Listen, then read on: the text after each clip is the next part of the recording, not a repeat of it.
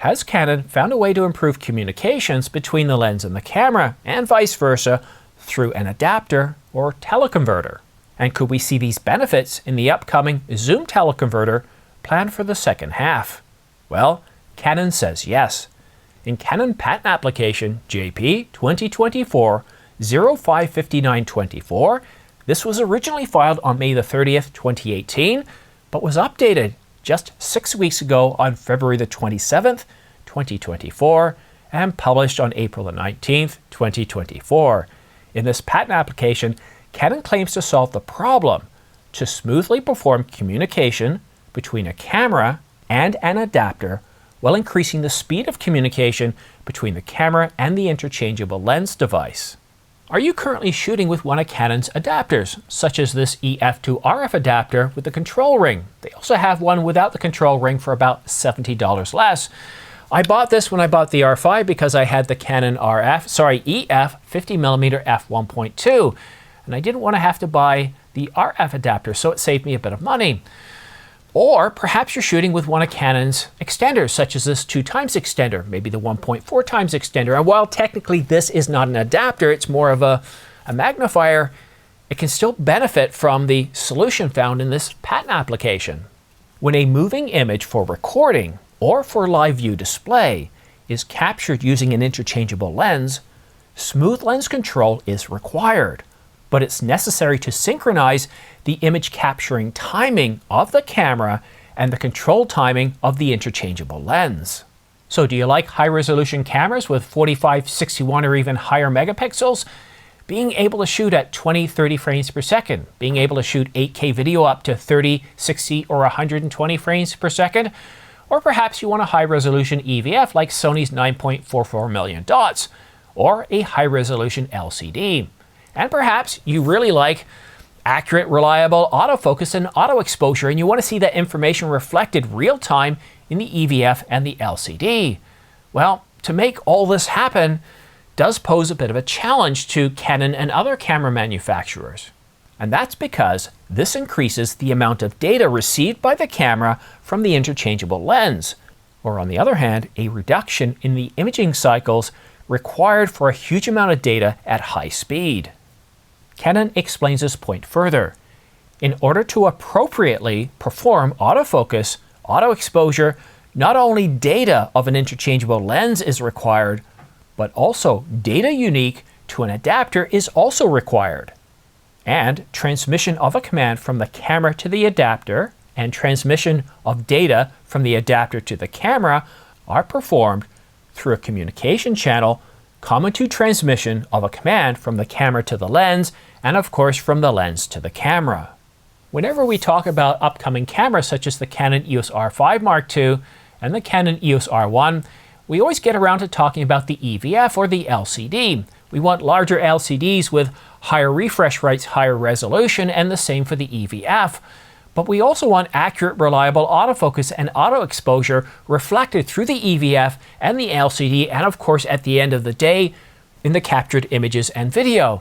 We want all that, plus we want high resolution sensors, and all this requires the movement of a whole lot more data, a whole lot faster, while the camera and the lens are able to still communicate with each other. So how has Canon managed to solve this problem of increasing frame rates, of increasing communication between the lens and the camera and vice versa? Well, a first communication control unit configured to communicate with the camera using a first communication channel. Are you picking up on this? Second communication control unit configured to communicate with the camera using a second communication channel provided separately from the first communication channel. Multi-communication channel. Canon's updated their patent to support multi-communication channels. Now, for my current lens gear with the Canon EOS R5, the 100-500, the 200-800, the 50mm f1.2, and using, well, EF lenses, I haven't had any issues using this. No problems whatsoever. In fact, everything has worked flawlessly. And when I put on this 2x extender, again, I don't have any issues with lag of autofocus, auto exposure. I don't have any problems with the resolution, or I don't have any stuttering in the EVF or the LCD. It just works. So it kind of makes you wonder, well, what is Canon planning that would require any sort of update to the protocols between, or the communication protocols between the camera and the lens and vice versa? Well, perhaps a story by Canon Rumors last year might help shed some light on why. If we get a new type of teleconverter released alongside the Canon RF 200 to 500mm f4 image stabilized lens this fall, it will likely incorporate this new protocol. And I can guarantee you that this protocol will be supported by the Canon RF 100 to 500mm, as well as the Canon EOS R5 Mark II, the Canon EOS R1, and pretty much every other Canon camera coming out, because if you have that 100 to 500, the 100 to 300, sorry, the 200 to 500 as well, you're going to be able to want to put that on APS-C cameras such as the Canon EOS R7, or full frame cameras like the R8, the R6 Mark II, the R5 Mark II, the R5 Mark I, as well as the 1DX Mark III and the upcoming Canon EOS R1. So we can expect a firmware update for all these cameras supporting the new protocols, as well as the new adapters and the new lenses. So what do you think? Does this excite you? If you're not shooting with high-end gear, then probably not. As I said, I shoot with a Canon EOS R5, and I've got some pretty nice lenses in my inventory, and I've never noticed a problem in any way whatsoever. But perhaps with this new teleconverter that Canon's working on, the new zoom teleconverter where we don't suffer any ill effects, I could definitely see some benefits there. I could definitely see some benefits. But if you're looking at purchasing some adapters and teleconverters, unfortunately, when it comes to Canon's RF extenders, we don't have any sales, nor are there any sales on the adapters. Though I do highly recommend getting one of Canon's EF to RF adapters, because if you're looking at purchasing any old gear such as EF L series lenses, you can pick them up for much cheaper than the current RF lenses, and for essentially what? $129. Sometimes it goes on sale for $100. With a control ring, it's $200. You can't go wrong. When I first started this channel, I was shooting with the EF 50mm f1.2, and I used this for about a year, and I didn't have any issues whatsoever. And if you're looking at purchasing any of these adapters or lenses, and actually I want to talk to you a little bit more about some of the deals of the week. So while we don't have any deals on adapters and extenders, the Canon EOS R5 is on sale for $31.99 at B&H and Adorama. Plus, you can pick it up at Adorama with a free 128GB CF Express Type B card, as well as a card reader. The Nikon Z8 also on sale, $300 off. And Sony's jumped in with sales. You can now buy the Sony a7S III for $300 off, the a7 IV, $200 off, and $400 off the Sony a7R5, a camera released just 2 years ago. So we're starting to see some impressive sales. I think this deep discounting of the Canon EOS R5 is putting pressure on both Nikon and Sony to release prices. Don't you love that? I love competition. It's great to see Sony finally offering discounts. We can buy the a7S III for $3,200. Yeah, $200. It's hot. If anybody's offering you the camera for $200, don't buy it. And the R5 it was under $3,000. It's now $3,200.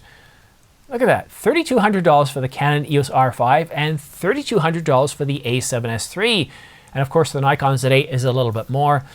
There's lots of great deals on right now. Lots of great deals on lenses as well. Not everything I've included here. So if you're interested in purchasing these lenses, camera gear, and accessories, and you're looking at purchasing it from Adorama, B&H, and Amazon.com, then please consider using my affiliate links down below in the description right at the top. These links right here, because I get anywhere from 2 to 12% back, which really does help support this channel. It's what allowed this channel to get to where it is today. Let me try that again. It's what has allowed this channel to be where it is today, to be able to purchase the gear that I purchased, such as the 100 to 500, 200 to 800. So a big thanks for you for supporting this channel. And it's one of the ways to support this channel where you buy yourself something. You don't have to pay me anything. You don't have to jump through hoops. There's no codes. You just click on the link. It takes you directly to Adorama or B&H. And I get a small commission back, so everybody benefits. And I think that's the great way of doing it. I don't believe in using Patreon or other sources asking for donations. If you like the content, great. I'm happy to be able to deliver content to you. I'm happy to be able to foster a community where once I publish a video like this, I encourage you to participate in the conversation and the discussions. And I do monitor the discussion so it doesn't become toxic. If I see anybody trolling or becoming toxic, I boot those comments, and if it's a repeat, then I just hide them from the channel, because I'm not interested in a whole bunch of drama. I'm not interested in that to be able to create views and clicks.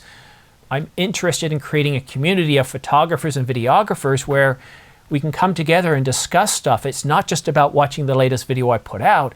It's about engaging with your friends, John, Kathy, Mark, Steve, and everybody who comes. I can't name off everybody's name, but you know who you are, the regulars. I see you every time posting. And John, I don't know how you manage, regardless of the time of day, to post a comment. You're usually one of the first few to post a comment. All of you, thank you so much for participating, and thank you for staying to the very end to watch this video.